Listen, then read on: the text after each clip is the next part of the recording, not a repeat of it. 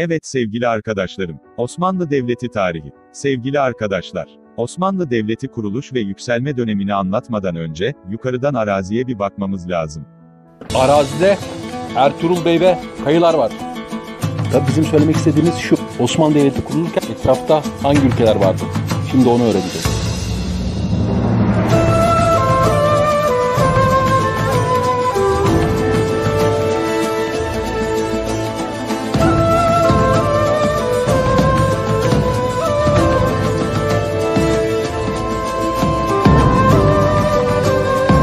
Yani Osmanlı Devleti kurulmadan önce kurulduğu bölgedeki siyasi durumu bilmemiz lazım. Yine Osmanlı Devleti'nin kısa sürede büyümesine katkı sağlayan faktörleri irdelememiz de iyi olur. Evet, başlayalım. Osmanlı Devleti kuruluş dönemi. Diğer bir deyişle beylikten devlete 1302 ila 1453. Gelin birlikte, Osmanlı Devleti'nin kurulduğu dönemde, Ön Asya'nın ve Avrupa'nın durumuna bakalım. 14. yüzyılın başlarında Ön Asya'da hangi devletler vardı? 1. Anadolu Selçuklu Devleti vardı. 2. İlhanlı Devleti vardı. 3. Bizans İmparatorluğu vardı. 4. Altın Orda Devleti vardı. 5. Memlük Devleti vardı. 6. Anadolu Beylikleri vardı. Arkadaşlar 14. yüzyıl başlarında Avrupa'da ve Balkanlarda güçlü bir siyasi yapıya sahip devlet yoktu. Balkanlarda Bulgar Krallığı, Sırp Krallığı, Arnavut Krallığı, Eflak ve Boğdan Prensliği, Bosna Prensliği ve Mora Despotluğu vardı. Avrupa'da ise arkadaşlar, İngiltere ve Fransa arasında yüzyıl savaşları vardı. Avrupa'da en güçlü devlet olan Kutsal Roma Germen İmparatorluğu içinde ise 200'ün üzerinde feodal prenslik vardı. Siyasi birlik yoktu. İtalya'da Venedik, Ceneviz ve Napoli gibi krallıklar bulunmaktaydı. Papalık dini otoritesini devam ettirmekteydi. Şimdi arkadaşlar, Osmanlı Devleti kuruluş döneminde, Ön Asya'da bulunan devletlere kısaca bakalım. Bilgi sahibi olalım. Kısa anlatacağım. 1.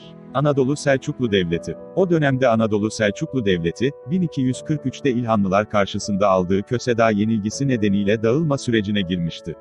Selçuklu Devlet otoritesi yok hükmündeydi. Anadolu'da birçok beylik, yarı bağımsız bir şekilde varlığını devam ettiriyordu. Kısacası Anadolu, İlhanlıların kontrolü altındaydı. 2. İlhanlı Devleti. Osmanlı Devleti kurulduğu yıllarda, Moğolların İlhanlı kolu Anadolu'ya hakim bir konumdaydı. Biliyorsunuz 1243'te Anadolu Selçuklu Devleti'ni Köseda Savaşı ile ağır bir yenilgiye uğratan İlhanlılar daha sonra 1258'de Bağdat'ı işgal ederek Abbasi Devleti'ni yıkmışlardı. İlhanlılar, Anadolu'yu kukla olarak kullandıkları Anadolu Selçuklu hükümdarları ve doğrudan merkezden atadıkları valiler aracılığıyla yönetmekteydiler. Evet, bir başka devlet daha vardı. 3. Bizans İmparatorluğu. Osmanlı Devleti'nin kurulduğu yıllarda Bizans İmparatorluğu'nda taht kavgaları vardı, siyasi otorite zayıflamıştı. Tekfur adı verilen, Bizans valileri merkezi otoritenin sözünü dinlemez olmuşlardı. Bizans İstanbul merkeze hakimdi. Batı Anadolu'nun bir kısmında ve Trakya'da hüküm sürüyordu. 4. Altın Orda Devleti. Moğolların kolu olan Altın Orda Devleti, Osmanlı Devleti'nin kurulduğu yıllarda Karadeniz'in kuzeyine hakimdi. Altınordu Devleti Timur İmparatorluğu'nun saldırıları ile yıkılınca, Rusya kinezliği büyümüş ve Osmanlı Devleti'ne sorun olmuştur. 5. Memlük Devleti. Mısır'da Memlük Devleti var, biliyorsunuz. 1250 yılında Eyyubileri yıkarak, Mısır merkezli olarak kurulmuşlardır. Memlük Devleti'nin egemenliği Anadolu'nun güney kısımlarına kadar uzanmaktadır. Abbasi halifeleri Memlük Devleti'nin himayesinde yaşamaktaydı. Memlük Devleti, Moğollara karşı aynı Calut ve Elbistan savaşlarını kazandı. Böylece, İslam dünyasında prestij sağlamışlardı. Dünyayı sarsan büyük Moğol ilerlemesi 1205 yılında Orta Asya'nın doğusunda bulunan Karakum kentinden başladı. 55 yıl boyunca ilerlediler. 9000 kilometre. Onları kimse durduramadı. Ta ki Türk Memlük Sultanı Baybars'ın ordusuyla karşılaşıncaya kadar. Türk Memlükler 1260 yılında aynı Calut Savaşı'nda Moğolları yenerek dünya tarihine geçtiler. Selamun aleyküm. Kalos Andomosika. Biz Kur'an'ın hükmüne uyduk. Arkadaşlarım, o dönemde, durum buydu. Peki arkadaşlar, şimdi Osmanlıların Anadolu'ya gelişlerine bakalım. Kayıların Anadolu'ya gelişi. Osmanlı Devleti'ni kuran Kayı boyu, Oğuzların Günhan soyunun, Bozoklar kolundandır. Osmanlılar, Karakeçili aşiretinden kabul edilirler. Kayılar Anadolu'da önce Ahlat yöresine yerleşti. Anadolu Selçuklu Sultanı, 1. Alaaddin Keykubat, göçebe hayatı yaşayan Kayıları, Ankara yakınlarındaki Karacadağ yöresine yerleştirdi. Kayılar daha sonra, Bizans üzerindeki baskıyı arttırmak ve sınır güvenliği sağlamak amacıyla Söğüt ve Domaniç yöresine yerleştirildiler. Kayılar, Söğüt'ü, kışlak Domaniç'i yaylak olarak kullandılar. O dönemde Kayıların başında Ertuğrul Bey bulunmaktadır. Peki arkadaşlar, Osmanlı Devleti'nin kısa sürede büyüme ve gelişmesinin nedenleri nedir? Arkadaşlar bu konuya başlarken bazı terimler var. Önce onları anlatmak istiyorum. Birinci terim, İskan politikası. İskan politikası fethedilen yerlere, Osmanlıların Türkmen nüfusu sistemli bir şekilde yerleştirmesidir. Özellikle, göçebe Türkmen gruplar yeni fethedilen yerlere yerleştirilmişlerdir. Buradaki amaç yapılan fethi kalıcı kılmaktır. Buna ek olarak tarımın geliştirilmesi, iç düzenin sağlanması, düzenli vergi toplanması ve vergi gelirlerinin arttırılması da İskan politikasının amaçlarındandır. Diğer bir kavramımız hoşgörü politikası. İstimalet. Osmanlılar, fethedilen yerlerde din ayrımı gözetmeksizin halka din ve ibadet özgürlüğü sağlamışlardır. Buna da istimalet politikası denir. Ve son olarak Darül İslam politikası. Osmanlı Devleti kurulduğu ilk dönemlerde Anadolu beylikleri arasındaki mücadeleye karışmadı. Bizans yönünde savaştı. Sınırlarını Bizans yönünde genişletti. Böylece diğer beyliklerin desteğini sağladı. Yani Osmanlı cihat etti. O dönemin anlatımıyla, kafirin üzerine gitti. Kafir üzerine gittiği için de Ertuğrul Gazi, Osman Gazi, Orhan Gazi bunların hepsi birer gaza lideri oldular. Ve diğer beyliklerin askerleri de, Alperenleri de Osmanlı'nın askerleri arasında akınlara katılmaktan gurur duydu.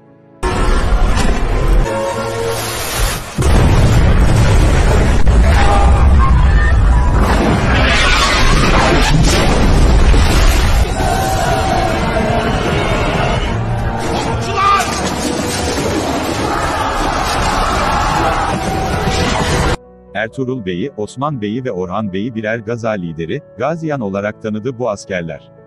Arkadaşlar Osmanlı Devleti kısa sürede gelişti. Çünkü, 1.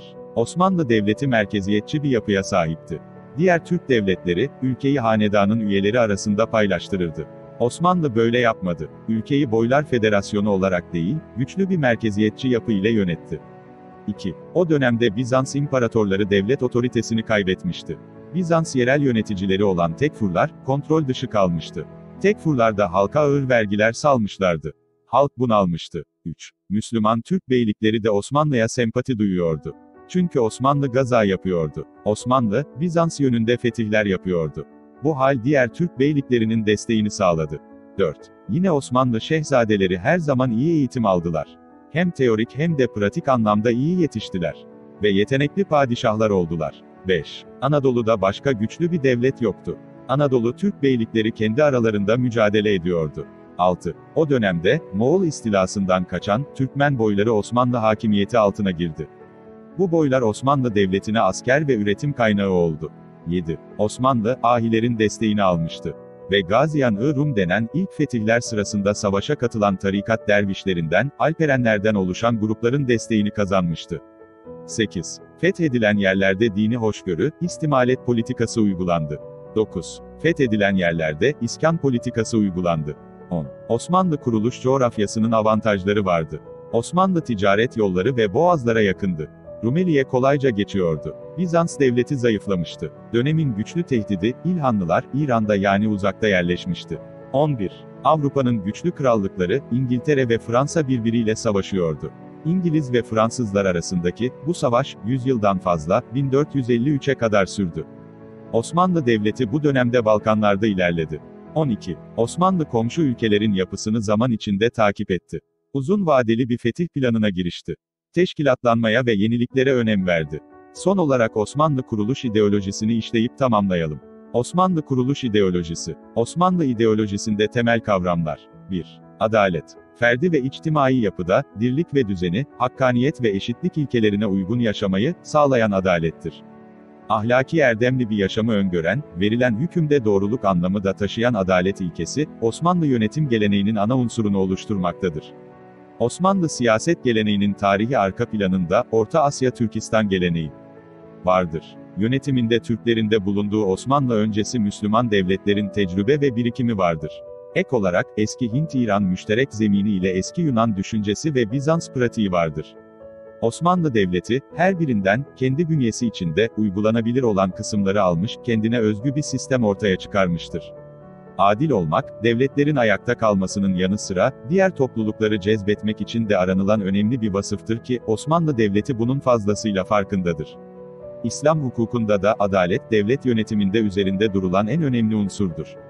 Zira devlet başkanında bulunması gereken en önemli özellik adil olmasıdır. Devlet başkanının adil olmaması onun görevden alınması için yeterli bir nedendir. İslam'da, halk Allah'ın iyali olduğundan, devlet başkanının onu mutlu kılması gerekmektedir. Ayrıca adil olan padişaha, Allah'ın da güç ve kudret bahşettiği ve gazalarında onlara kolaylık sağladığı düşünceleri de yine Osmanlı kroniklerinde yer alan anlatımlardır. Osmanlıların da siyaset geleneği içinde önemli kaynaklar olarak gördükleri, Kutatb-ı Bilik ve Siyasetname'de de üzerinde durulan en önemli unsur olarak adaleti görmek mümkündür. 2. Nizam-ı Alem. Bu terkibi siyaset sahnesine getiren Osmanlılara göre Nizam-ı Alem, kamu düzeni, iç barış ve fitnenin kol gezmediği bir asayiş halini anlatmaktadır. Osmanlı'nın Nizam-ı Alem fikrini ne kadar ciddiye aldığı, Fatih Kanunnamesi'nden anlaşılmaktadır. Nizam-ı Alem'i gerçekleştirmek için sürekli, Darülküfre, gazada bulunan Osmanlı, bu faaliyetinin sonucu olarak farklı milletleri hakimiyeti altına almıştır. Bu nedenle çok uluslu bir devlet olan Osmanlı bu özelliğini adil yönetime özen göstererek artıya çevirmeye çalışmıştır. 3. İstimalet. Osmanlı kroniklerinde, halkı, özellikle gayrimüslim tebaayı gözetme, onlara karşı hoşgörülü davranma, gibi anlamlara geldiği gibi, Osmanlı'nın savaşmadan, toprak kazanma politikası olarak görmek de mümkündür. Fethedilen bölgenin halkına iyi davranma, onların can ve mal güvenliğini sağlama, vergi konusunda kolaylık gösterme, yani onları himaye etme ve benzeri uygulamalar, Osmanlı istimalet anlayışının temel unsurlarını oluşturmaktadır. Osmanlı Devleti'nde kuruluş döneminden itibaren var olan, bu uygulamanın temellerini İslam dininde bulmak mümkündür. İslam hukukuna göre Müslüman olmayan bir şehir fethedildiğinde, bu şehrin sakinleriyle, zimmet akdi, yapılmakta ve bu anlaşmayı yapan gayrimüslimlere ise, zımmi denilmektedir. Bu anlaşmayla gayrimüslimlerin hakları garanti altına alınmakta ve gayrimüslimler Müslümanlarla birçok konuda eşit hale gelmekte ve Müslümanlar gibi bütün hususi haklardan da faydalanmaktadırlar. İslam hukukunda Müslümanların zımmilere zulmetme hakkı yoktur. Zira bu konuya ilişkin Hazreti Muhammed'in bir hadisi de mevcuttur. Selçuklulardan devralınan bu siyaset, Osmanlı Devleti'nin son devirlerine kadar uygulanmıştır.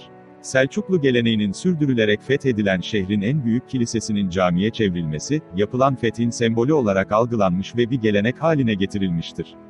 Osmanlı ideolojisinin, Osmanlı kurumsal yapısında uygulanması. Osmanlı Devleti'nin ideolojisinin izlerini, çeşitli kurumsal uygulamalarda bulmak mümkündür. Osmanlı, gerek idaresi, gerekse diğer kurumlarıyla ideolojisini oluşturmuş, bu ideolojinin ve devletin sürekliliğini sağlamak için kurumlarını en etkili şekilde kullanmıştır. Temelleri konumuz olan kuruluş döneminde atılan Osmanlı kurumsal yapılanması, bu devletin yüzyıllar boyunca yükselmesi ve ayakta kalmasında en önemli rollerden birini üstlenmiştir. Adaletin sağlanması, merkezi idarenin güçlenmesi, Nizam-ı Alem'in gerçekleştirilmesi için ihtiyaç duyulan en önemli araçlardan biri olan kurumsal yapılanma, Osman Gazi döneminden itibaren geliştirilmiştir. Orhan Bey ve 1. Murat döneminde teşkilatlanma oluşmaya başlamış. 1.